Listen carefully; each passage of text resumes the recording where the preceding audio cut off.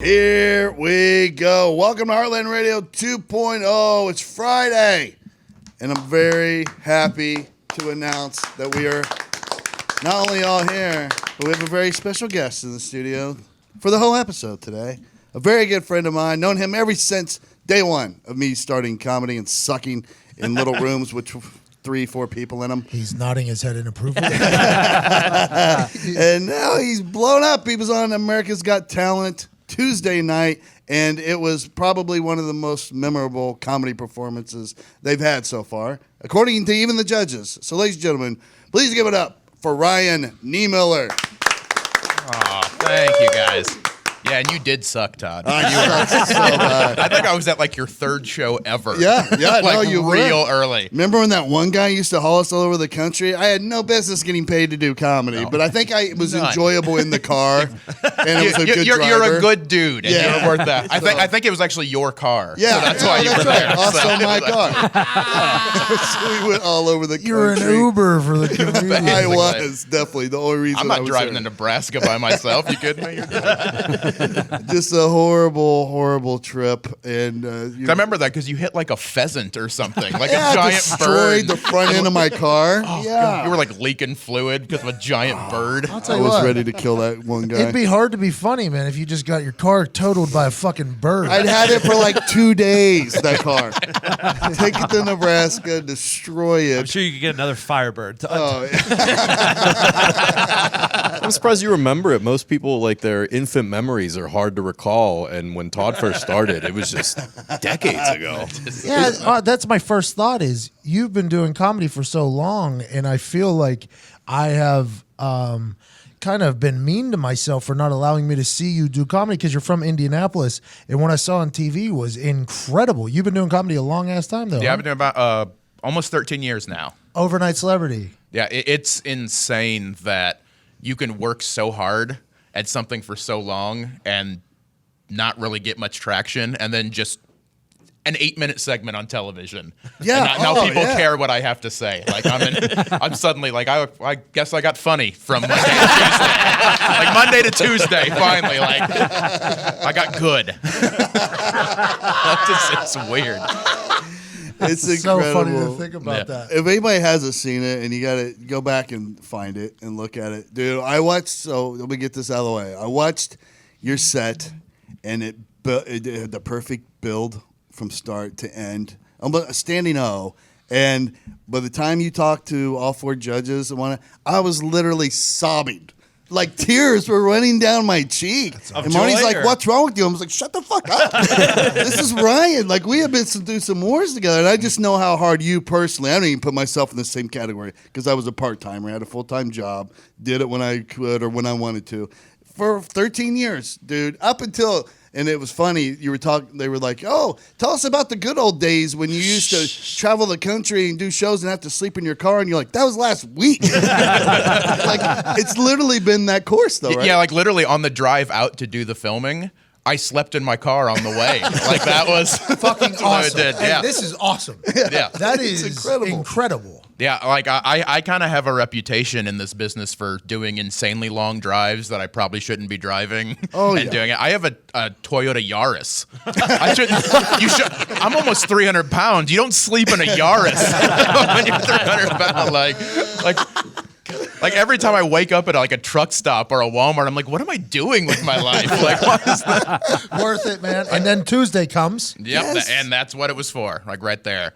Yeah, That's why I bawled, because I just could feel, I think, what you were feeling at that moment. Like, God, because you had to think, at some point you do it long enough, like, well, nothing's ever going to happen, right? And you went through that just recently. Oh, absolutely. I can tell you about 3 months before I found out I was getting to do AGT, I was looking at colleges to go back to. Yeah. Just because, like, I'll always do comedy in some form forever, but I was Sure. like, maybe after 13 years, they're just not going to put someone that looks like me on television. Like, I don't know what I might be just spinning my wheels here. I should get a skill of some sort. I think I can account. Give me an accountant, I think. This episode is brought to you by the people at 23andMe. Listen, it's almost Father's Day. It's right around the corner, and 23andMe's Health and Ancestry Kit is the perfect gift For a limited time, get $50 off a 23andMe Health and Ancestry kit through June 17th. If you buy a kit for yourself, too, you and your dad can connect and celebrate your shared genetic similarities and differences with over 125 personalized genetic reports on health, that's nice. traits, and more, Diggs. That is nice, Todd. Listen, I love 23andMe because it gives you answers about why you are the way you are and how you came to be as a human being. True. Where you people from? Yeah.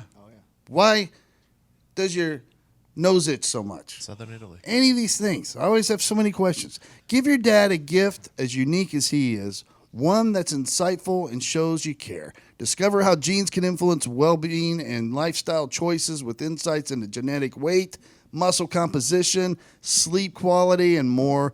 Their trait reports will give you insight into how genetics can affect mosquito bite frequency. Oh. My dad is always the first guy to get bit by a mosquito. Sweet skin. I'm the same way. I'm out somewhere, you don't got to worry about getting Sweet bit skin. because they're going to bite me.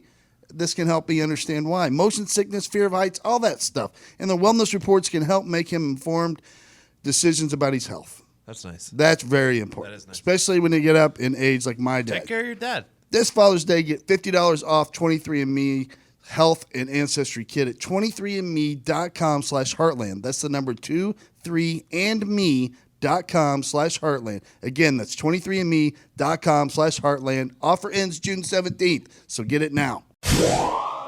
For full-time comedians, that's the dream, though, right? That somebody sees your set and then your life becomes a show, or you get to write a sitcom that you're in, or something like that, right? Yeah, Like, just- that's It's like the whole reason of doing it, right? that's the comedy dream, right? Yeah, for the most, yeah, just being able to tell my story, and you know, because obviously this is audio, so people can't see. But in case you don't know But let's who I am, explain I it, have I have a physical disability in my arms that is not very palatable for television. I've done auditions before where they told me I was too crippled to be crippled. Yeah. On television, you know, like essentially what they're saying, and it's like, what? Can't be like, we want crippled, but not that. We don't want gross. We want, you know, we wanted like a limp or something. We wanted this is intense. I don't know what you're doing. Think about the amount of asshole you have to say that to somebody. Yeah, and just now to be able to that I didn't change my course, like, because it's important for me to talk about this stuff. You know, I don't know if this is the exact numbers, but something like 1 in 5 people have a disability. And entertainment, like anything media, it's like 2%. Oh, yeah, of makes the sense. actual of people that are on television or in media are actually people with disabilities. So representation is very important for me, and for someone to finally take a chance. Yeah. No matter what happens to the rest of this, I will be forever grateful to America's Got Talent for being the ones that took the chance on me. And not that being a comedian isn't hard enough already when you have to road dog it or whatever, right? So, but to complicate that was you have been funny enough to headline everywhere for a long time now. But you wouldn't get bookings at a lot of places because they were like saying you're a gimmicky act. Yeah, clearly right? I'm a novelty. Sight unseen. They wouldn't let me showcase. They wouldn't like it. But this isn't what we want. Yeah, they This look at your isn't- little video clip and they're like, oh no. Yeah, our crowd doesn't like that. And not to like, you know, toot my own horn too much, but I'm really good at what I do. Yeah, you know, like, obviously. Legit. I'm pretty good at this now. Well, and another dilemma with that is like, I have to address this. When I walk on stage, I'm different. That's what people are going to, the very first thing they see is your disability. How are you not going to talk about it? And it's so weird to me that like disability is one of the few things that people get mad if you talk about it. But it's like, it's literally my life. Right. Hey, why 2019 for America's Got Talent? Because it's been around for a while. Why this year? Because this is the year they let me on the show. This is the year they said yes. Is Simon running that whole thing over there? Yeah, he's kind of the creator of the show. Like, this is his concept. How about And- for booking and stuff like that? Oh, for booking, as far as I know, no. I've not talked to Simon other than what you saw on television. Is the only time I've talked to Simon. Oh, really? So he might have something to do with it, but as far as I know, it's. Todd told a story about how he had an America's Got Talent tryout and went terribly, he said. Yeah. He admitted. Oh, yeah, as it should have. Todd sucked back then. He should not have been there. I should have had no business being in that room. How about Todd's like comedy friends, like after he gets back and he's like a little disappointed in himself and them all just being like, We should have told you. You should not have. And the reason I know he shouldn't have done it is because I did an audition for America's Got Talent about 6 years ago that I shouldn't have been at. Yeah. So I had a very Okay, similar. so you have tried out before. Yeah, I've had a very similar experience because you go in there, you go in there real cocky. I think Todd and I talked about this before, where you get to this like certain point in comedy where you start to get pretty good, but you think you're amazing. So you walk in with this swagger. I didn't even barely prepare for the audition. I was like, I'll just wing it. I can do a minute and a half of comedy. I'll be fine. Then you get in a giant room with two people who have just watched garbage all day. they hate you for existing. And then you come in there with your stupid jokes that no one cares about that aren't good because you're 4 years into comedy or whatever. And then they just go, okay, thank you. How many times have you tried out? This year was the third year officially that I did it. Okay. But yeah, so. Well, congratulations. Thank man. you. Thank you. That's fucking awesome. Yeah, it's, again, you just don't know when they're going to say yes. Yeah. There's something about perseverance, Was not to each- get too corny. But Was each tryout the same? Like where Todd said it was an invite, and then you got to go past the line. Was every single tryout the same, or was the third time you were like just introduced later in the process? Oh, that's interesting. For me, basically, once I did the first one, they sort of knew of me already. So I was kind of, I didn't Still have. no real extra special favors, right? No, yeah, but they just know of me. So, Yeah. so basically, it's something that they just look at you a little bit different, as more as like, okay, let's see how he's improved since last time. It doesn't necessarily mean that like, okay, well, if you get 5 punches on your card, we'll let you in because you keep coming back. Did they say like get a little bit better and we'll bring you back another time? They don't say anything if they don't want you. There's literally, I think this year it was like 45 or 50,000 people that audition in one way or another, so they don't have the time to tell you. How does it feel to steal the show though with 50,000 people that were up there? Yeah, great question. I haven't processed it fully yet. It's still so. In my opinion, surreal. and I get that I might be biased, but I thought you did steal the show. I thought you Crushed. were the biggest moment Absolutely. of the show. The internet said it too. Yeah. It's not like that's just like us True. saying it. I mean, Yeah. it took over everything. Yeah, that's the feeling I've gotten. It's, I don't want to. It's weird to say like, oh yeah, I'm so much better. They were lucky to have me. Did I save that show? That magician, right? He's actually a very nice dude, by the way. The magician, he is the best. But yeah, I mean, it's still surreal because, like I was saying, until it aired, I didn't even know what they were showing. So what showed on television? That was the first time I saw it as well. So I was about to throw up, because it's one of those weird things that like. People were like asking me like, why are you nervous? You were there. You know what happened, right? But like, yeah, but you don't understand. Like, you don't know what your life is about to become. Right. The second 10 million people see you at one time. That's a great point. So. How awkward was it to have the little back and forth with the judges, and they're like, okay, well, now go do what you do, and you literally just walk over and start your act. Was that weird? Yeah, because comedians are kind of behind the 8 ball there. Like if somebody's coming in there to juggle, like I'm gonna juggle something you've never seen before. Well, good luck. I'm gonna talk funny. Okay, start. That's interesting. I took it as an opportunity, because a lot of the people like I don't think, especially if they do something like they're a juggler or whatever, they focus so much on just doing that, Right. that a lot of times they forget that there's also a charisma portion to it. You got to be able to like set up the show. And comics, I think, have an advantage with that. Getting to do the interview with Terry Crews right before I go out there. That's a chance for me to get a joke or two in. Yep. When I go out on stage and instead of waiting until I have to actually do my act, I can get a joke or two in when I'm answering questions from the judges. Like that I'm very handsome line. Oh, yeah. I won the crowd with that. I didn't even start my act yet, but knowing I had that opportunity, like you get like a minute and a half, 2 minutes, but you get like 6 minutes if you use your that's a good interview way to- time. okay. Well, so that's all part of it. And by the way, if you don't have anything, just go ahead. We'll just do the interview for real here. Yeah, because I assume you're gonna have to write a bunch of stuff, right? I mean, or are you you have stuff compiled from the last 13 I've years? been doing this for so long. I have hours of material. Are you always clean? No. I don't want to break any hearts. That's a weird thing about this because people see you be clean on this show. I can work clean. I don't mind working clean, but You know, I'm a grown up. I sometimes say I sometimes say dirty words. But also, like, I'm smart enough to know that this show is on NBC. Sure. Yeah, that's I'm what not. I'm not going to pitch the dirtiest stuff I have and then get Right. mad that they won't let me say it. Well, like, I think it's pretty.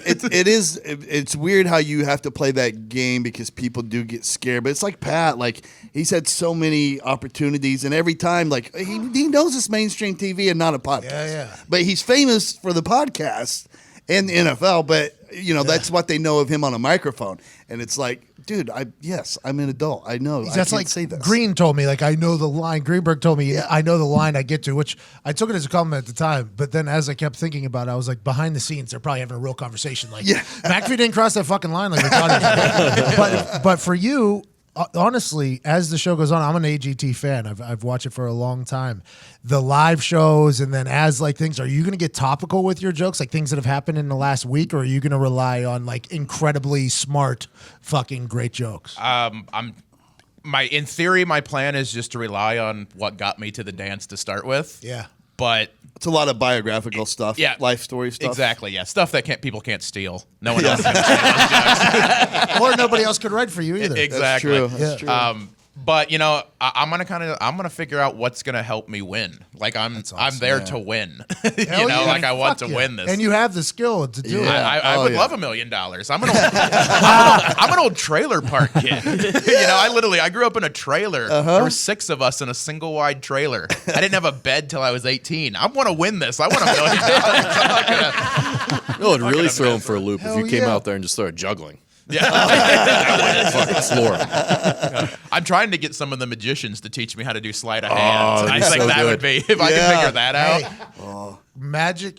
Listen, I know 3 tricks. Okay. Sorry, illusions. Illusions. And anytime I do them while I'm telling stories to people, it gets a great pop. I mean, they're the most basic magic tricks. It's so easy to make comedic. If you fucking do a magic trick up there while telling a joke, I will cry. I will be punching a golden buzzer in my house. Like, fucking rain the confetti down on him, son. Well, I'll tell you, from doing the show, I love magic now. Yeah. It's something I never really thought of all that I much. love it. But like getting to like hang out with the magicians when I'm there, I'm like, because I think a lot of people have the misconception about magicians because they think of like the dude in a cape. Yep. Yeah. With, like a tie. I'm gonna. But like nobody does magic like that anymore. Right, like right. it's like they're like really cool dudes. Like the guy who won last year, Shin Lim. He's a charismatic, handsome. Yeah, and a lot of handsome them are guy funny. Yeah, exactly. And talented. I think Yeah. the thing about it is everybody seems to be really fucking good. Like, Yeah. we have John Dorenbos. Oh, yeah. Who's America's Got Talent fame now. He's with Ellen all the time. Just had a baby. Congratulations to him.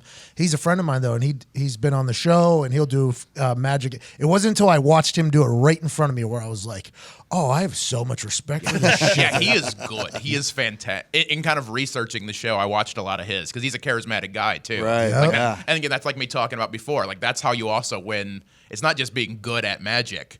He's also a good guy that people like. Right. You know, Yeah, like it's a that's big part of He's it. great. Yeah. Speaking of great guys, Terry Crews was a guest on Pat's show, and we had a good time with him. The chest peck thing, man. Did you have a good experience with him? Absolutely. Oh, he here we go. did flex his pecs at me, which is one of the highlights. I'll tell you that much. Terry Crews is the best. He's so good at what he does. He seems like there. the best selection that they've had so far Seems for that happy spot. all the time. Yeah. He's the happiest I fucking. think they had Khloe Kardashian one year. Oh, boy. Or is that X Factor? I don't know. I don't remember. But Well, they- it was Tyra Banks last year. Yeah, was Nick the host, Cannon. and then Nick Cannon before Yeah. that. yeah. But Terry just seems to legitimately be rooting for everybody and Oh, he wants to is. go talk to him, and he just enjoys the whole show. Yeah. My favorite thing with Terry, like he was so easy to work with. Every time I got to do an interview with him, my goal was to throw him off his game. that was the thing that I was most wanting to do because it was just fun for me. Right. Because he's such a good, and he just rolls with it. Like he's the sweetest guy. Like anything that you would think about Terry Crews, he seems like a nice guy. It's because he is a nice guy. Listen, when you need red wine at 4 p.m., sushi at 9 p.m., a breakfast burrito at 8 a.m., Zito, and ibuprofen at 10 a.m., Postmate it. Postmate it. There's no better way to get what you need at those hours. Postmates is your personal food delivery, grocery delivery, whatever kind of delivery service you need all year round. Anything you're craving, Postmates can deliver. They're the largest on-demand network in the U.S. and offer delivery from all the restaurants, groceries, and convenience stores and traditional retailers you could possibly want or need. 24 hours a day, 365 days a year. That's all of them. Postmates will bring you what you need within the hour. It's the best. No more trips to the store. I hate going to the store. Hate it. People are creepy. I don't want to go out in public and hang out with those people. You don't even have to know where the store is. Postmates will deliver anything to you. Download the app for iOS or Android for free. Browse local restaurants and businesses and track your delivery in real time. Listen, for a limited time, Postmates is giving our listeners $100, Degs. 100? $100 of free delivery credit A lot of dollars. for your first 7 days. To start your free deliveries, download the app and use the code Heartland. That's code Heartland for $100 of free delivery credit for your first 7 days when you download the Postmates app. Anything you need, anytime you need it, Postmate it. Download Postmates and save with code Heartland. Are you allowed to practice at all now, or are you not allowed to do any? Like, are you allowed to go to a comedy club and work anything? Oh, absolutely. I'm allowed to make a living. Yeah, I'm at Helium in Indianapolis this weekend. Let's I'm go. working with- Yeah. Great plug. Let's Yeah, go. totally. It is a good plug. Yeah, so it is one of those things. They obviously I can't do anything that's like recorded, so I couldn't film a Netflix special or I couldn't record an album or anything like that. But as far as just working clubs and making money, absolutely, I got bills to pay. This is my job. So what's the time frame between you recording shows? Between your last show that you recorded and then the next one, as far as AGT? As far as AGT, I would have to look at the contract, but it's a few months after the show airs because they can. Oh no, I mean when. So you're at the show that aired on Tuesday. You should go to the live shows. My next appearance. Yeah. So I go to the Judge Cuts next, which is the round right before the live shows. Oh, okay. That will air sometime in July. I have not been told the exact date yet on that. That's just performing in front of the 4 judges, right? Oh, well, there is an audience there, but it's smaller. it's a smaller audience. It's kind of like on it's basically a soundstage TV set. Mm-hmm. It's a little more intimate, which was nice. Because 4,000 people is a large crowd to tell jokes in front of. That was a little scary. Pat started his first show was 4,000 people. Yeah. Scared shitless, man. No, it's so like you can your brain can't even fathom that many people there. Well, and then Like, the roar too. Oh yeah, it's different because I mean I've been doing shows where if 8 people show up, I'm pumped. Right. They're here on purpose. Awesome. They're gonna love it. And then seeing 4,000 people, like I got pretty comfortable pretty quick because my brain just went. It's just such a mass of humanity. I tried to find where my mom was, and that was it. Like I knew kind of where she was sitting. I found my mom, and it's like, okay, that's all I Yeah. need. Like my mom's there. And there's an art to the you got to let the laugh wave go through before you go to your next before you open Yeah. your mouth again. Yeah, It's and weird, and man. you're under such a pressure too because with that show you get a minute and a half, 2 minutes. So in your head you're like, you almost would be like, stop laughing! I don't have time for this. quit clapping for me. Not going to be able to hit the end of this. If you guys don't shut up. Are you getting lighted in the back? Is that what are they doing? No, but It's you kinda like a- but they're very meticulous with. You have to get what you're going to do approved ahead of time. Again, they want to make sure you're not going to curse or do Right. anything. I was ridiculous. supposed to speak for 30 minutes last week at this event. Nobody fucking gave me a light, man. I was up there for an hour. And now they hate you. I don't know if I'll ever be invited back. I actually got a text from the lady saying, is Pat almost done? It's getting pretty late. Hours. I'll never get invited back. I almost pissed my pants up there. I'm That- sure the that's people enjoyed it though. that's a it's problem always I the people that set the event up that everybody Yeah. else is like, wait, we're having a good time. We had a good Yeah, time. that's It was what good. I have that problem. That's my one probably bad comedy habit is because I have so much fun on stage. It's my favorite thing in the world to do is perform that I will time travel. People will be like, okay, you got 30 minutes. And if I'm not really careful, I will do an hour because I'm having such a good time. sure. It's like the one thing that I accidentally mess up all the time. I run my light. And I don't do it to be disrespectful. I just love it so much that I don't want to leave. I think I was at 30 minutes and I was like, man, there's no end in sight right now. I've got a lot to tell you. You need to hear this. I'm trying. I can't, I have an ending and I don't know how I get there any quicker. I am lost in the woods right now. How do I even- Do you recognize like how big the moment is, like when you get out there in front of all those people, or is it like can that be almost like crippling and you have to just like push through it and do it? That's my word. That's my word. You don't get to say right in front of me. Really? Christ almighty. You're gonna park in my spot too? Are you gonna do that? Come on, Unbelievable. disrespectful. You invited me here for this time. This is what you did. Wow, Christ! Speaking of hecklers, how do you handle them? How do you handle hecklers? Oh, just know that they're hate criming me.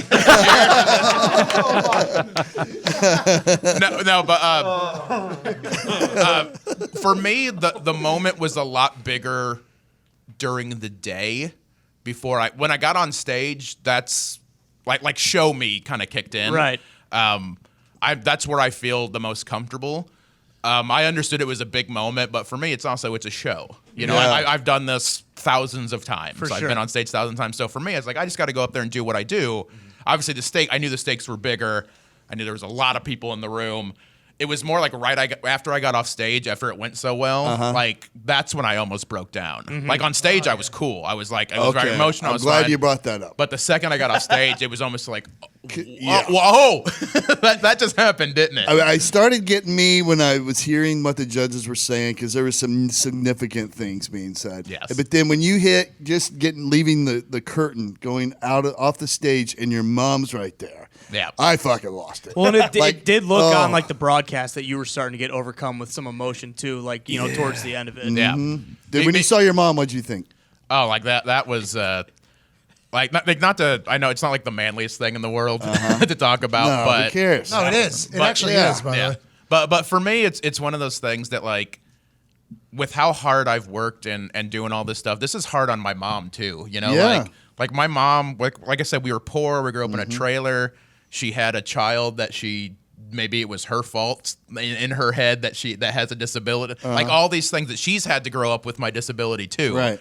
And she gets more nervous than anybody that I'm sleeping in my car and doing these 20-hour drives to get to gigs. And so to be able to kind of share that moment with her, like I think it was officially for her that she's like, okay, this is okay. This is what it was all for. And my mom is really eating this up. She is becoming a diva. Very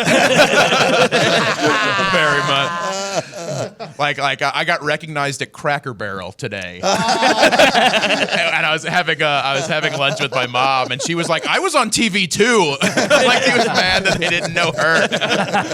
Did you play the peg game? You like at Cracker Oh, Barrel? you always play the peg game. Have you ever won? No, Has anybody? I don't. don't think It so. might be impossible. It might be. What's the thing from Star Trek? The whatever the puzzle thing that they do. That's like it's supposed to be an unwinnable circumstance to see how you. Oh, the Rubik's Cube. No? There's a term for it that but Star Trek nerds are going to unsolvable be for very. sure, Yeah, I basically think. it's to see how you handle an unsolvable. Are you a Cracker Barrel guy? Ish. We went through a list of the brunch places, breakfast places. Yeah. Cracker Barrel got a pretty poor rating from the room. Yeah, I mean, Bob it's Evans is I think my breakfast place of choice. I think. Well, one good thing about Cracker Barrel, and I don't know, some people might not consider this a good thing, it's very predictable. Every Cracker Barrel across the country is the literal exact same place. There might be a vortex that you go through. It's probably just one restaurant that they've somehow bent time and space. But you know exactly what you're getting when you go to a Cracker Barrel. Some places you're like, this could be anything. Yeah, We don't know what's that's happening. True. Very true. I tried to buy something off the walls at Cracker Barrel once, shot down immediately, and then got the whole dissertation that they have a whole crew that works the nation to go to flea markets and garage sales and all this stuff to buy that old stuff that they put on the wall. No, that's Really? all that's made for that. Promise you. I had the same conversation. Zito's not buying it. Zito knows. Promise you. Zito knows. Zito knows. I have a Star question. Trek thing was Kabayashi Maru. I Oh, believe. yes. That's what I was trying to think of. Anytime, guys. There it is. Maru. There it is. Maru. He can say that, but he can't say fucking. Hey, he grew Abdomen. up. He grew up literally. His parents are from Cuba. They moved to Chicago. He grew up in a Spanish-speaking house. Okay. Only Spanish-speaking in the house. He can understand it. He can never talk back to him. He can only speak English. That is a true. I was hypnotized. Though. He We was talked about hypnotized to forget the language. to forget Spanish because he was mixing English and Spanish so bad that nobody could understand him, the English-speaking people and the Spanish-speaking True story, people. apparently. So they hypnotized him so he can't speak Spanish, Yeah. but he can still translate it. Can I get on AGT? Was that no, I think the wizard who did that to you could be you actually lost a talent. I don't know. You can't even. I don't know what's. I'm a one-way bilingual guy. That's all. There you go. Did you say bilingual? He's a one-way One way. bilingual. One way. Bilingual. Yeah, you're like 1.5. What's the? So I have a question. You've had the disability since birth, but have you always had the sense of humor about it?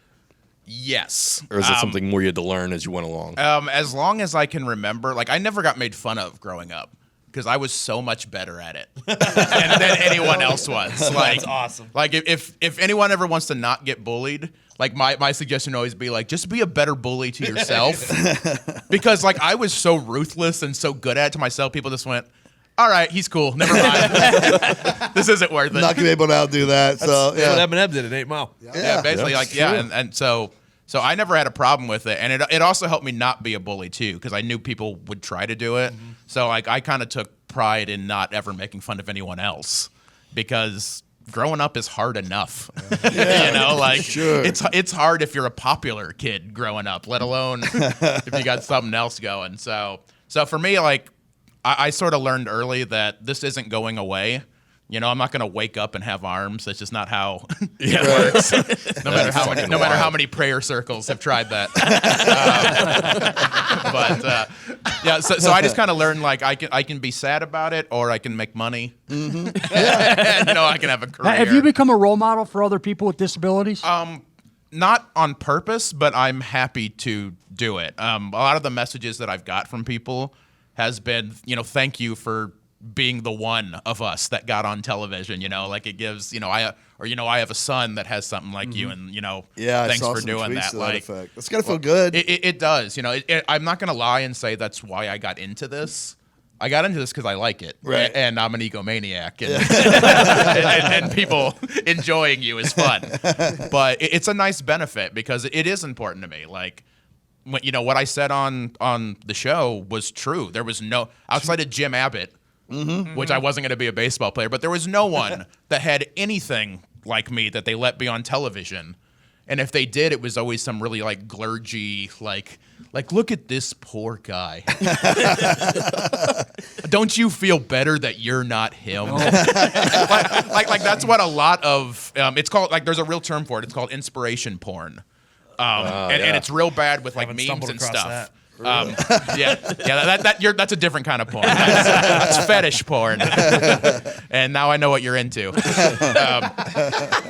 But like, everyone's seen like those memes. They'll show like some kid who doesn't have legs like running. And then it's like, what's your excuse? Well, you're fat and lazy. That's what it is. Like, a kid just likes to run. Like, they're not doing it to make able-bodied people feel better. Right. You know, like, just go run, fatty. Like, I don't know what to tell you. That 2% stat you said earlier was alarming. Yeah. Only Yeah. 2% of people on TV have any physical disabilities. That is alarming. Yeah, and there's stuff, and I don't fault people who do it, but things like, I can't remember the name of the movie, but it was what Bryan Cranston and Kevin Hart. Oh, the that one you came- just saw. Upside. The upside. Yeah, where Bryan Cranston's great. He's one of my favorite actors, but there's good actors who actually are paraplegics, you know? Right. Like I thought about that, by I the have way. great friends who are amputee like actors and actresses who are amazing, but they'll CGI or special effect. You know, The Rock in Skyscraper, like, Right. doesn't Oh, have yeah. a leg. Like, okay. There's people that don't actually have legs. Yeah. Let them do it. They're awesome You know? athletes. Exactly. Like, Jacob Sully in Avatar. Yeah. Same thing. Yeah, the stuff, and I don't fault the people for taking those roles, because entertainment's a hard business and people got to work, and I'm not going to turn down something where I can, you know, Sure. secure my future. But Cranston's got enough money. maybe it's if you're more. The Rock. It's more. Yeah, well, maybe he can. Probably, yeah, The Rock's doing okay. I don't think he's If I don't get that role, I'm screwed. How am I going to get my 40,000-pound gym to Africa for the next role? I can't afford that anymore. I would assume though that The Rock and some of them are trying to put it's them feeling like they're trying to help out those who are physically disabled, but from the completely other side of it, it's like when I was watching that movie, I actually thought like this is interesting because he definitely can walk. So it's like while you're watching it, now that we're a much more woke society, it's like it's almost hard to get sold on the whole thing because. I mean, I've literally seen that guy like run into a pool, I think, in Breaking Bad a couple times, and do a lot of crazy, insane shit. So it is interesting to think about that. That 2% stat, I think, is going to stick with me for the rest of my life because you don't really see it. So that also means you can't normalize it, right? Yeah, so that's why it's tough. Yeah, like I have no empathy for him because I know he's really okay. He really can get up and walk. And it's frustrating too because like the message of that movie is good. Yeah. You know, it's not like they make him like a doof. Like look at how these cripples are. They're so zany and goofy. You know, it's not like that. But at the same time, it's like having a disability and knowing how hard it is for me to get work and entertainment and how hard it's been. It also makes you a little mad. Yeah. Because I'm like, they're just gonna get a normal dude to look like me. When I look like me. For sure. It reminds me of the old like Lewis Black joke from like years ago where he talked about writing a pilot, or they wrote a pilot based on him and they didn't cast him as himself. He's like, unbeknownst to me, there was a better me.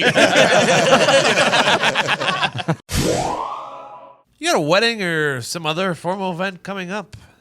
Make sure you're dressed to impress. Don't walk in there looking all sloppy and poor wearing a suit you bought off the rack. Don't do it. Get a suit that's custom, tailored to fit your body from Indochino. Indochino is the world's most exciting made-to-measure menswear company. They make suits and shirts to your exact measurements for an unparalleled fit and comfort. They have a wide selection of high-quality fabrics and colors to choose from, not to mention the option to personalize the details, including your lapel, your lining, the pockets, the buttons, and writing your own monogram. So many options, you know. Just personalize everything. It's your suit. It's custom. It's not off the rack. Do it the way you want it. You can visit a stylist at their showroom. They have over 40 showrooms in North America, and have them take your measurements personally or measure at home yourself and shop online at Indochino.com. Choose your fabric inside and out. Choose your design customizations. Submit your measurements with your choices. Then relax while your suit gets professionally tailored and mailed to you in just a couple of weeks. This week, our listeners can get any premium Indochino suit. That's any premium Indochino suit for just $359 at Indochino.com when entering Heartland at checkout. That is 50% off the regular price for a made-to-measure premium suit. Plus, shipping is free. I mean, if you think that you're going to go anywhere else and get a custom suit where you get to make all of the decisions, it's your custom suit. No way. For less than that, you're out of your mind. Any suit you get off a rack is going to be more than that. Something to think about. That's Indochino.com, Indochino.com. Promo code Heartland for any premium suit for just $359 and free shipping. What? Incredible deal for a premium made-to-measure suit. Once you go custom, you don't go back. Have you had comedy clubs reach out since you've been on AGT that wouldn't put you on stage before? Back then they didn't want me. Now I'm hot. Hose all over me. Not so much, and not so much that they didn't want me. So far, I've only been talking with clubs that I've already worked before. I will say, and this just makes sense from a business standpoint, they are responding to my emails a lot faster than they used to, which is a very nice feeling. And you will be headlining rooms you were featuring. Yep. Right? That I was lucky to feature. Yeah. that they were doing me a favor. And to let me feature. And as a former comedy club owner, there is a business to, like, that person needs to sell tickets for the whole thing to make sense. Oh, absolutely. If I don't put asses in seats. Yeah. You know, that's why I always get so mad at comics that get really smug about, like, I can't believe Stormy Daniels is getting to do comedy. I can't believe these wrestlers, or I can't believe Screech. Right. Well, then put more asses in seats than they do. Yeah. Like, don't get mad at them for making money. Make yourself more marketable than them so that you get those chances. Like, no one. you don't deserve anything. Right. You know, like work for it. Regardless of how this shakes out for you on AGT, there's that old adage that was always beaten. It's beaten to every comedian's head. I think when a vet comes to you when you're early on, like, don't be in a hurry to be a shitty headliner. Don't be in a hurry. Like then they used to say, don't go on late night TV until you're already too good to have not been invited to do late night TV, right? Do you feel just really fortunate now, even though 6 years ago you felt like you should have been on AGT? Are you so happy now that it happened when you were already like too good? Yes. I got really lucky that early on when I started, Brad Williams, he got a hold of me basically, and he essentially told me that. He's like, when you think you're ready for something, wait at least 2 years. Yeah. And then you actually might be. Yeah. You know, like, I would rather, and I preach that to any newer comic that wants advice, like, be so over-prepared that when you get it, you can just go right into it. You know, because if I would have got it 6 years ago, I would have cracked. Yeah. I wouldn't have handled the pressure. I wouldn't have been, you know, if it did go well on the show somehow, I wouldn't have known how to be a club headliner. Right. You know, like now doing live shows is much different than doing 2 minutes on television. Right. Yeah. You have to carry a whole show. But like at this point now, because I have been a headliner, I've been headlining one-nighters and small clubs for years. Now if this blows up, yep, right into it. There'll be no more disappointment, because early on in these types of shows, there were some comedians that were winning or doing very well who didn't have enough time to their name to be a headliner. So they were hitting the clubs, and then they were just bombing their asses off. That's an LA problem in general. Yeah. Because a lot of LA comics, even if they're hilarious, a lot of them might only have 15 minutes because you don't get to do an hour in LA. So when they get TV and something really hits hard, now a club in Iowa wants to headline them. And they're like, oh, uh-oh. Iowa doesn't care about LA problems, and I only have 15 minutes of those. Right. So, Is that why New York comics do like 8 shows a week, because they're only getting like 10 minutes at each spot, so they have to go to each place to work out each 10 minutes? Yep, that's part of why I moved. I started in Los Angeles. That's where I started comedy, and I moved back to the Midwest, and part of that was so I could do longer sets. You know, people will let you just on a flyer, whether you're ready or not, they'll let you do 45 here. Right. You might eat the biggest one you've ever eaten, but they'll let you do it. And LA, you just aren't getting that. It's just not going to happen. So Did you start out in open mics in LA? Yes. You're waiting in line at the Laugh Factory, waiting to play for Jamie Musada. I would travel. I didn't wait. I didn't do the club waiting. I probably should have hung out more early at the clubs, but for me, it wasn't worth the time investment to sit around for 8 hours to maybe get to perform for 2 minutes. I'd rather do a Brazilian restaurant that's guaranteed to let me talk for 7 minutes. Yeah. You know, I would rather work on that to make sure I was getting the stage time instead of my face just being present and then not getting to go up. What was the most awkward place you've done comedy in? I've done comedy at a Mexican clothing restaurant where they sold both Mexican clothing and served Mexican food. Oh, Morty's. Very similar. Very similar. I've done so much that doing shows on the street is always weird. Those are awkward, where you're basically just attacking people with your bad jokes. They're like, man, I'm just trying to get to Starbucks. Why are you yelling at me? Why are you so mad at me? I've done a lot of weird colleges, because college gigs I like them and they're really fun and they're good money. But a lot of times they're like, okay, you're going to be performing at noon. You're going to be in the cafeteria. We're not telling anyone this is happening. And it's finals week, so they're all very, very stressed. Make them laugh. Yeah, have fun. Here's your check. You know, so a lot of that, and just even some dive bars. I've done so many Moose Lodges and American Legions, and I've definitely earned where I'm at now. I can say definitively the amount of dive bars in small town Kentucky that I've had racial things yelled at me, which doesn't make sense because I'm white. But yeah, so I've done a lot of those. I'm ready. I'm excited that I can do those by choice now. Yeah. instead sure. of necessary. When you were growing up, like you played football and stuff, right? You were a big sports guy. What do you think? Like, and probably your favorite thing is the WWE and professional Yes, wrestling. absolutely. Your favorite thing in the world. Yep. Would you, if you weren't born with the birth defect, would you possibly think you could be doing that? I tried to do that with the birth defect. Yeah? That was the reason I got into theater and things like that was to help me be a wrestler. That Yeah. was the point. Right. I trained to be a wrestler for like 3 months and my back couldn't take it. It wasn't the arms. It's my back is garbage. Okay. All right. And for anyone who complains that wrestling's fake, scripted is the word you want. Those are two very different things. Yeah, we've been for one, have been very educated about that world, Yeah. and it is no joke. Because I played quote unquote real sports my whole life. That 3 months of wrestling training, I was the most pain I've ever been in. Yeah. And it's the fake stuff. Yeah, all right. Yeah. Whatever you say, Karen. I always assumed that the WWE ring was just a softer ring than everything else that I've been in because it's been cheaper rings everywhere. And then as I continue just to learn more and more about the business, I'm like, no, they're really just falling right there on 2x4 basically. Yeah, basically, yeah. Just 2x4, a little thin, maybe matte over some plywood, basically. The thinnest memory foam you've ever seen in your life. It's rough. It And, is. and through doing comedy, I've got to be friends with a lot of wrestlers, and I have the most respect in the world for them because it's not any.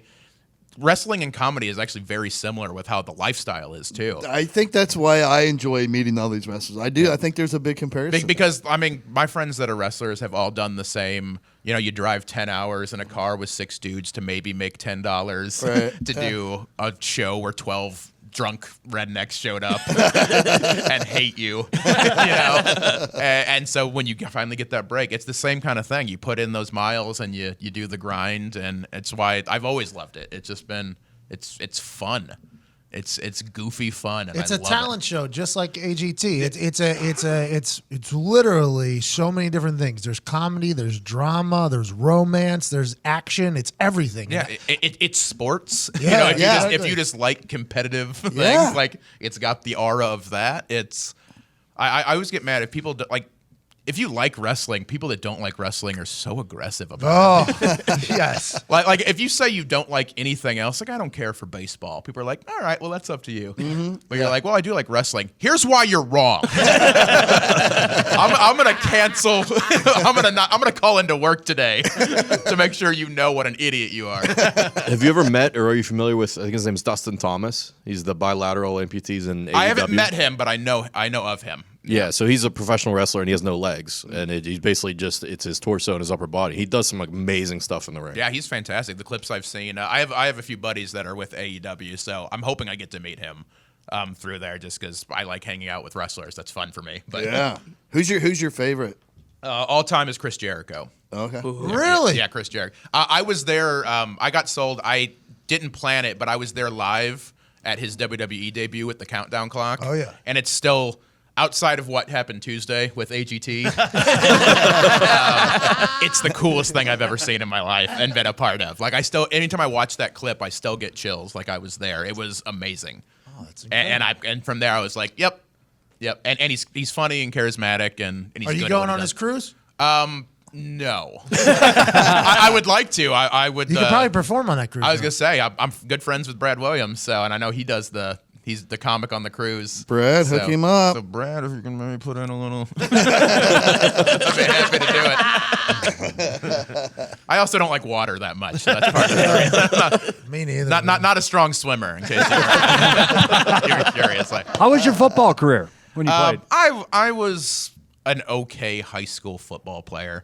I did it because it was fun hanging out with my friends, and I love football. It wasn't like I had any aspirations. I'm not a super athlete. I know, but my skill is telling jokes about my wiener to strangers. That's where my wheelhouse is. But I loved it. It was fun.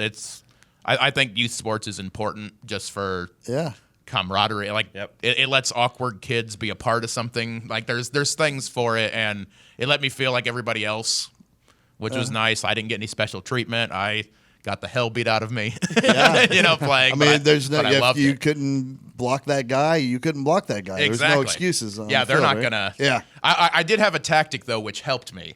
I used my brain a lot because I was never going to overpower anybody. I was an offensive lineman. What I would do, the first play that I was out there every game, I would reach my hand out and shake the guy's hand. I'd be like, hey, good luck out there today. And then he would never want to hit me the entire time now that he's touched it. So I looked a lot better than I actually was skill-wise. It was my favorite thing in the world to do. Hey, man. Good luck today. If you want. Yeah, you're not going to catch it. It's fine. That's only if I sneeze in your mouth. That's the only way that can happen. If you win $1 million on America's Got Talent, what's the very first thing you do with that money? Pay taxes first. Yeah, I'm going to pay the After paying $250,000 of taxes or whatever it is. The real life boring answer is I'm paying off my student loan and just having that done.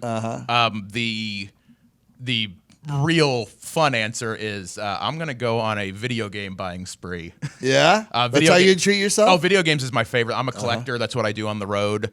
When you're in these weird towns where you don't know, like I don't know anyone in Tulsa. Right. Like, who do I know in Tulsa? So when I go to these towns, I'll look for like small mom and pop game shops and buy games for my collection. I have like 2,000 games at this point. It's what I have fun. Are you So- a great gamer? I'm better than I should be. What games are your favorites? I like a lot of retro old school stuff. Legend of Zelda: Link to the Past is my favorite game of all time. Anything Zelda, I'll do. But I collect everything. I have like 25 consoles. I don't mess around. What about Mario Kart? I love Mario Kart. Yeah, I'm not very good at it, but I love it. Oh, okay. You're gonna have to start doing the Twitch stuff. Yeah, man. Get into gaming. I've done a little bit of it. The only problem is I need to buy a rig that I can take on the road because I'm in my car all the time. We got one. We got one. You for need to talk to Zeke. No, we literally got one for you. Sweet. Yeah, it's easy. Yeah, What you that- should do Go on. after you win $1 million is pay Exhibit and hire him to pimp my ride your Yaris. And then he'll put a video game console in your Yaris. Just Oh, in there. and your bumper. Put an IMAX in your trunk. Watch it while you're driving. You're like, what? The rear view mirror is set up perfectly for you to watch anything in 3D. We've replaced your windshield with a picture of Mario. You like sleeping in your car? The back seat's a waterbed. That show is the best. Those cars ain't never worked. No. Yeah, you can't do anything with them. They fall apart in like 2 weeks, right? First time they hit a bump, shit just starts falling. I had a buddy. He was a comic that I had started with who was on that show and got his car pimped. Oh, really? And then got T-boned like 2 weeks after. And it was the saddest thing I've ever seen in my life. It's hard to pay attention to the road whenever you see a fucking popcorn machine. There's like an inflatable tube guy just on the roof doing stuff. You're like, why is that? Wacky inflatable R flying too, man. That's your favorite guy. Yeah. he's We the thought best. about getting one of those out front here. You absolutely should. Yeah, something to think about. I refuse to come back until I see one. if I don't have one at the door greeting me. Life's been pretty good to you, but is there any axes you'll have to grind once? I'm just going to assume that you're going to be famous, right? I mean, you're getting there. That's that the you're plan. going to be. That's the plan. With a very, very soon. That clip is there exists any? forever at the very least. Yeah. So that's a part of. Yeah, it's still going thing. forever. Yeah. Yeah, Oh, it's still yeah. going. So, is there any like part of you that just wants to stick that right up somebody's ass when now we're talking. after it happens? I think I already have. Just I think because of talking about the hello. Hey, don't ruin this, man. That's on me. This is a good moment. But I think just all of the time, we talked a little bit earlier about these bookers not wanting to take a chance on me, and not to get like petty and all incel on people, but women being uncomfortable dating a guy with a disability, like kind of saying that like, oh, everyone is pretty okay with this, and this is a huge story, and we love this guy. I think that's enough to kind of. I think I've proved a lot of people wrong already, and Well, obviously, that's an awesome way to look at it. It's just Yeah. making it is the biggest fuck you of all. Oh, absolutely. I would resort to dirtier tactics, but what I can tell, I can tell you just personally, and I don't know if this is the healthiest thing in the world, but I am so fueled by spite. Oh yeah. yeah. As far as getting stuff done. Oh, yeah. I'm not going to sabotage you, but I'm going to work so hard that you look like an idiot for what you did to I like me that. before. Yeah. That's So a very good tactic from my experience. yeah, yeah, because I think if everyone was just like kind of just gives you opportunities to let you do, like I know who I am, I probably would have been lazy. If everyone just would have handed me anything I wanted, I would not have worked as hard as I did to get this. And You feel like you had to be extra funny? absolutely, Yeah, I do too. because I have to be. Because again, everyone looks at me in the first glance. They're like, "This is going to be a novelty, or this is going to be some sappy. It's going to be puns. Yeah. It's going to be like." Because nothing drives me like crazier like than you'll see like a comic in a wheelchair and he's like, I'm a sit down comedian. Like, quit pandering to these idiots. All right? You're not supposed to make able-bodied people feel better. Like just be yourself. But I have to prove that I'm actually funny. I won't be able to do this anymore just because people are going to know me now. But what I love to do in my acts, I'll spend 10, 15 minutes and not mention my arms at all. Oh, yeah, I've seen you do because I want to prove that I'm funny. And plus, I get to build a lot of tension to that big moment of when I finally acknowledge it. They're like, oh, God, good, he knows. I didn't know if he knew. He didn't. We should have told him. So now, though, you're going to have all your fans at shows. Will you treat that any differently? So, like, instead of being on somebody else's show, like, now people are going to be, like, coming strictly for you. I'm going to have to. It's cool, weird. by the way. It's very fucking cool. It's a very cool. Like even just for these shows that I'm doing, like obviously I'm featuring for Brian Callen, who is amazing, and I should be featuring for him. He's fantastic. But the amount of people, I know there's going to be people there on purpose because they saw AGT. Hell yeah, man. Before, like what my philosophy, like usually when people would see me at a show, I was a happy accident. That they happened to enjoy. They loved me. Yeah. But they did not know I was going to be there. Yep. Now they're going to be there on purpose. It's a different kind of pressure because now you have to entertain people who want to see you. Because if they're there on accident, if they don't like you, whatever. They didn't pay to see you anyway, so who cares? Same thing on social media, right? Well, if those people that come right for you, they're going to be ready to rock with you, man. They're going to be ready to do whatever. Like, I think that's something I've been very lucky to be a part of. I started doing stand-up comedy strictly because my Twitter following, right? So I didn't do stand-up comedy. I did Twitter, and then I did a stand-up show just to see how bad it would either go or how good it would go.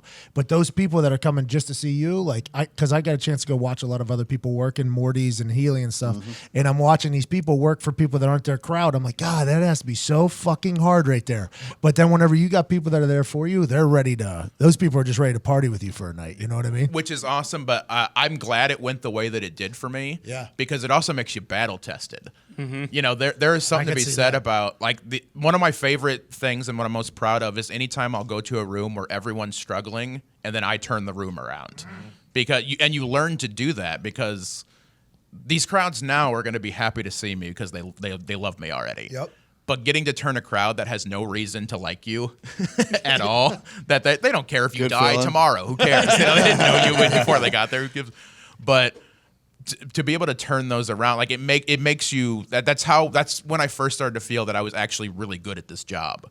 When I could make strangers who were in a bad mood not in a bad mood anymore. It's awesome. Right. And so But now it's going to be a different kind of reward now. I think you'll like it a lot more because this is my prize. they're going to be part. Yeah. for doing 13 years. Yeah. It's great to develop those skills and going through the gladiator school and all that. But now that you get to really just for your fans, it's cool, man. It's going to be such a eye opener. I think for you, you're going to love. You know what I mean? And with your social media too, because now they're going to be paying attention. Wait, what's going on with Ryan today or whatever? So are you prepared for? And by the way, social media handles are at Cripple Threat 8. Cripple Threat 8.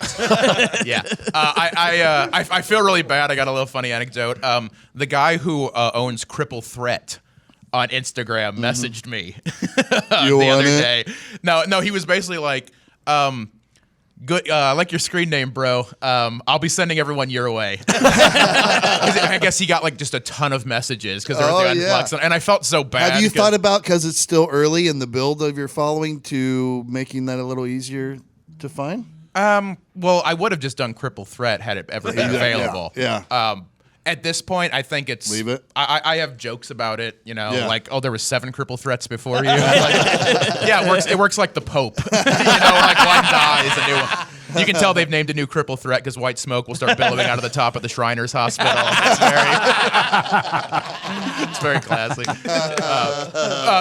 At this point, it's become such a bit for me, like in my head, that I'm keeping it. It's just that's what it's going to be. Yeah. It's my thing for everything. It's my gamer tag. It's everything I do. Is that so? How much were you on Twitter and Instagram before? I tried to be on it as much as I could. As you can probably attest, before you started to get anything going, it's hard to keep grinding that when you will come up with a great joke and 2 people like it. Yeah. like as of Monday, if I did a tweet that did really well, it got like 10 likes. Right. And I was like, oh, I killed that one. 10 people. Now I can just like show a picture of a tree. Yeah. And at least 200 people are going to be like, cool tree, bro. So I didn't do the social media as much as I probably should have. I tried my best. But it's sometimes hard when you're not getting that. But now that feedback. Perfect time to start. Yeah. Exactly. Now it's fun now. If you need any tips, we got the Grandmaster over here. No, I feel like I have a good time on the internet, though. I have a good time. I honestly... You figured it out way before a lot of people. I have so much respect for the road warrior grind in the comedy world because of all that stuff. For me, I just tweeted dumb stuff, and people just started catching on to it. But there is years there where you got nothing happening. Like, I was answering every single person that tweeted me for, like, the first 2 years I had Twitter. Yep. Yeah. Every single human that tweeted me, I'd answer them. I'd respond with a picture. I kept at it, and I was like, I think this is going to do something someday, and if not, I mean, this pacifies my ADD pretty bad. Right. It's pretty great. Yeah, that's been one of the hardest things the last couple of days. Is I always prided myself. Yeah. Because I had a very small but loyal following of the people that did care about me. And I prided myself on, like, I want to be appreciative that you don't have to like me. There's nothing that requires. No one owes me a damn thing as far as being my fan or wanting to see me or like what I do. So I always wanted to respond to every message. Thank you so much. I appreciate it. It really means a lot.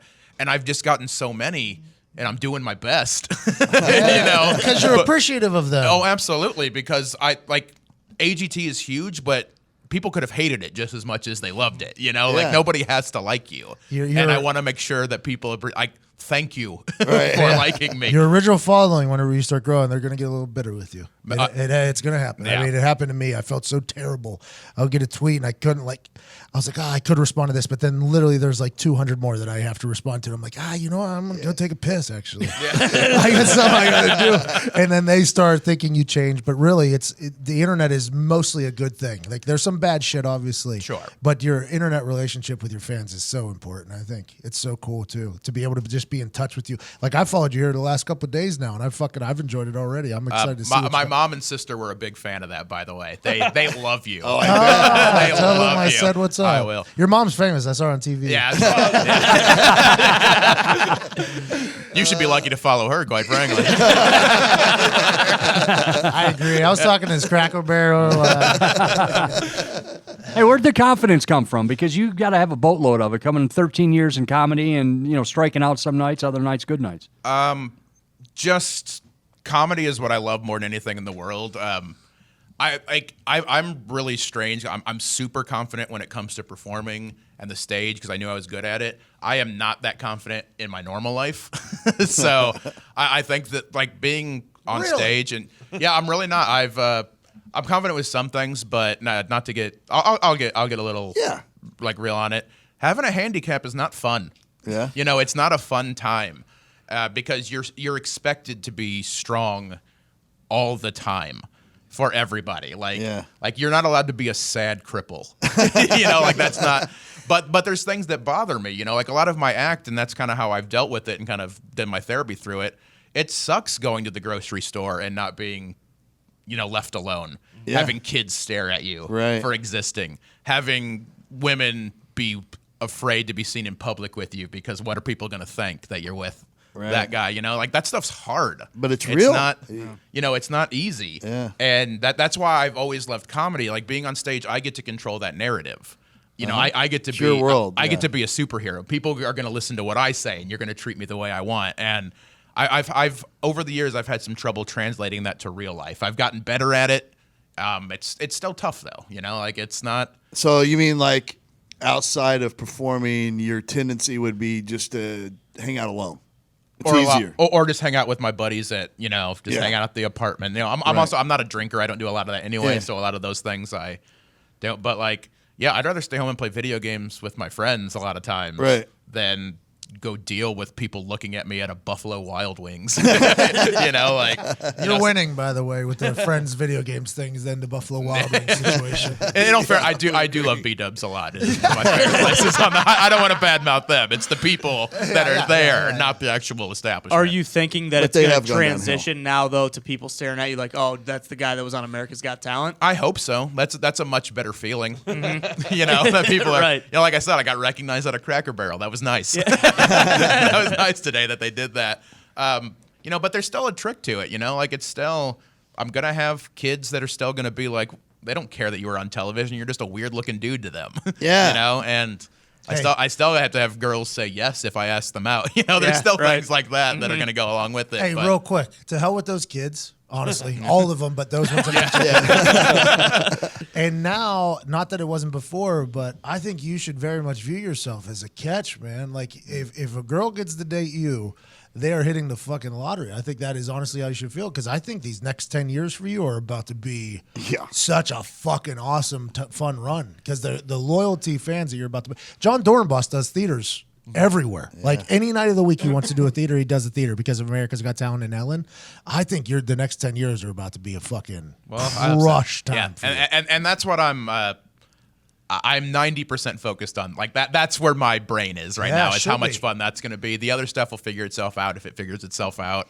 But I've worked really hard for this, and so I'm definitely gonna take advantage of it. Hell yeah. Anything else aside. Have agents reached out yet, or like Netflix, if they reached out yet, or anything like that? Not yet. I'm sure they're aware. Yeah. It's one of those things that not to get too inside on it, but like I couldn't sign with an agent right now anyway. Got it. So I think they know that. So they don't no one's really hitting me up to be like. Yeah. How long? How After long the is that? season. It's basically through the run of the show. Huh. Yeah. Because they just basically want to make sure that you're not. Hold on. So you can go and do comedy clubs. Yes. But you can't sign an agent to help you do bigger comedy clubs. Basically. That makes sense. It's a tampering period. Yeah. Essentially, it's very similar to that. Like there's just things there. Worth it though. One good thing about AGT Hell yeah, is it it's has a worth it. following, and they are loyal to the people that do well on that show. And why I love this, because I know like some comics and they're usually just bitter, but a lot of people kind of look at this like some people think like AGT is kind of like, oh, it's so corny and it's for middle America and it's so sappy, but like real people who spend real money watch that show a lot. Like I don't want to belittle anyone. Like if I get a Netflix special, that's amazing. But more than likely, anyone who's going to watch my Netflix special already likes comedy. They're probably going to comedy clubs anyway. America's Got Talent, people who have never stepped foot in a comedy club in their life are now going to go to a comedy club to see me. Like you open up such a huge, bigger market instead of it's a just good way to look comedy at it. nerds. Yeah. Real human beings that exist are going to want to see you do this. So like it's such a huge opportunity, and America's Got Talent's it's the most successful of this format. Oh yeah. Yeah. Easily. It's the best show. It's the best show. it's so a good. variety show. Like it's It's so much fun to That watch. was the word I was looking. I said Yeah. talent show earlier, but it's a variety show about Yeah. WWE. And yeah, shit. like It's all like good. I'll tell you, one of the coolest things so far about doing the show is getting to watch neat stuff happen. I don't get to watch jugglers and acrobats casually in my life. I don't have time when I'm on the road to watch, watch a dude saw his wife in half or whatever. That act before you, where the guy was blindfolded, they put salt on his eyes, and they blindfolded him, and then put a hood on, and then he walked around with a sledgehammer, smashing coconuts that were lined up all around his giant friend. And I'm like, this is the craziest, most cool thing I've ever seen in my life. How do you do it? I I have need no to know. idea. I know I saw it. I was like, how do you do it? Practice. That's one Yeah. like how do How do you practice that? How do you come up with that idea where it's I'm gonna blind myself and smash Salt in your coconuts? eyes. Just a little details. Putting salt. Half a on pound it. of salt in his eyes. They were there at the same time that I taped, so like I got to meet. Like my whole question the entire time was just why the salt. The other stuff I sort of understood because like danger acts are supposed to be dangerous, but it's like why the salt? That seems so unnecessary to this whole situation. Hey, you're out on tour. Do you ever stop at a Chinese restaurant? I have. Okay. I dabble. Okay, I'm going somewhere with this. All right. We've been talking a lot on this show. We're fans of Chinese. Yeah, we are big fans. Okay, You're in a very safe place with the safe space with the Chinese restaurant. Where are you at with fortune cookies? They're like taste or just as the I mean, concept. Just concept. The whole thing. I think they're fun. You eat them? It's yeah. The whole thing? Yeah. And the reason I do this, a lot of that kind of stuff comes from being a poor trailer park kid. No. The whole thing. Including the fortune and all. Oh, you don't eat the fortune. Thank you. This inside. Yeah. Hold on. See the young man behind the booth there? guy right there. Have you ever had one of those fortunes you read in your fortune cookie come true? Yeah, he just fucking took over the world. What are you talking about? What type of question is that? Watching Tuesday. Bro, just open the internet right now. You know you're eating paper, right? Like that's Fucking toxic Asian paper. what are you doing? He literally, if he thinks it's a good fortune, He wants it to he come wants true. Puts it in his mouth, chases it with the cookie, crumples it all up together, and swallows it. See, now you could be on America's Got Talent. Yeah, not the. Gorms, I know where you're going with this, though. Where am I going? Oh, didn't you hear about the guy? In North Carolina with his granddaughter? I don't know. He took the numbers from the fortune cookie. Played the Powerball. Yes, sir. Yeah, he Won didn't the- eat them. $333 million don't know bucks that. or something like that. With the numbers that were in his fortune. Just like with you the- don't with the know fortune that. cookie You don't know he didn't eat it. Yeah, I do because it's paper. People don't eat paper.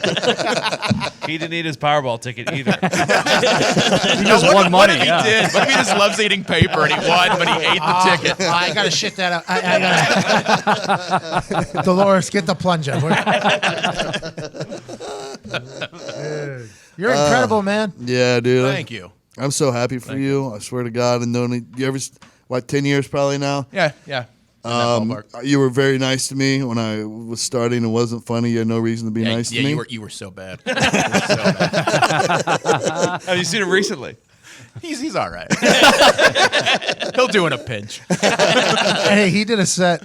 You need an opener. I'll be open for you. There was like, what was it? Like 5 months ago, we did this weight loss challenge. I think it was 4 months ago, 5 months. And there was a plumping month. So everybody was trying to gain as much weight because there was a weight loss challenge the next month. So trying to put on as much weight as possible to the point where Todd had kidney failure. And he did a stand-up Gave show. himself diabetes. He gave himself literally pre-diabetic because of this plumping. He put on like 35 pounds. So then It was all that paper he was eating. he does a stand-up show though, and he can't. He's so overweight. He was so out of shape. He pulled a hamstring in joke one. Yes, and he almost puked on the stage from being Couldn't so breathe. fatigued. Like 25 minutes Breathing in. it. And trying to tell my jokes. It's horrible. But there's people that only saw that show from Todd, and that's literally all they think about. This is Todd's stand-up comedy. Yeah, you occasionally get like, "Are you all right?" Tweets like, "Dude, we're worried about it. We saw you a couple months ago. Are you still with us?" Almost went on IR after telling a high school joke about your kid. A wild scene, dude. This was rough, dude. But yeah, you were always the cool, because you were already like one of the funniest guys in our city, in Indianapolis, when I started. You were one of the guys, right? There's a few.